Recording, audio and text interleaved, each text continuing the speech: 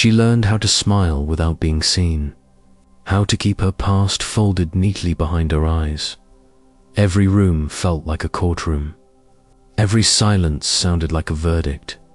She believed forgiveness was for better people, cleaner stories, lighter. Since that then, one quiet truth dismantled everything she feared. God was not ashamed of her past, and that truth rewrote her future. Shame is not the same as guilt. Guilt says, I did something wrong. Shame says, I am something wrong. She carried the second one. It followed her into conversations, into choices, into prayer, where words felt undeserved. The past she could not escape. Her past was not dramatic to others, but to her, it was loud. Mistakes, stacked upon mistakes, decisions she wished she could unmake. She believed the past had final authority. How shame learns to hide shame is quiet and strategic. It does not shout, it whispers. Don't draw attention. Don't ask for more. Don't believe too much. Becoming an expert at appearing fine, she mastered the art of fine. Fine when asked. Fine when invited. Fine when prayed over. But fine kept her distant. The fear of being known to be known felt dangerous. What if they discovered the truth? What if God did too? So she kept God at a distance, close enough to admire, far enough to avoid exposure. Shame turns faith into performance. Faith became careful. She said the right things, showed up appropriately, but honesty felt forbidden. The silent comparison, she compared herself constantly. Others seemed cleaner, stronger, more deserving. Shame thrives on comparison. Why? Shame feels spiritual. Shame often disguises itself as humility, but humility invites grace. Shame blocks it.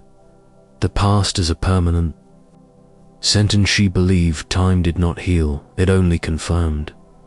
The longer the past followed her, the more permanent it felt. The question she avoided one question at all costs. What if God already knows? Faith that stopped short of grace. She believed God was holy.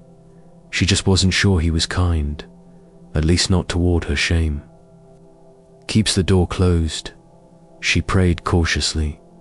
General prayers. Safe language, never specific, never vulnerable. The weight of self-condemnation punished herself quietly. If she stayed small enough, maybe she would not disappoint again. A mirror that never forgave the mirror remembered everything. It replayed scenes she wanted erased. The mirror never showed mercy. When shame becomes identity, she stopped saying, I failed. She started saying, I am a failure.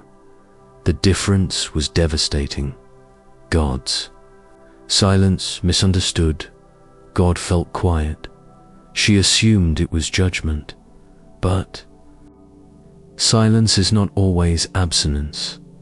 The unexpected encounter, it did not happen in public. No confrontation. No spectacle. Just a moment where the truth surfaced gently. God's gaze is not accusatory.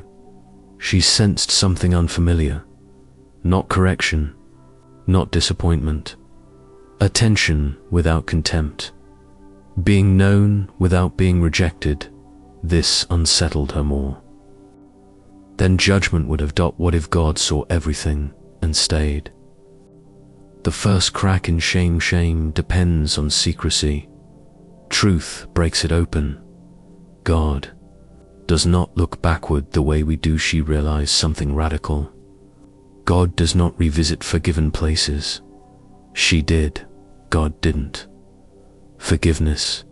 Without conditions, there was no lecture, no probation, just grace offered, not negotiated. The difference between memory and authority: the past can inform it, does not get to rule.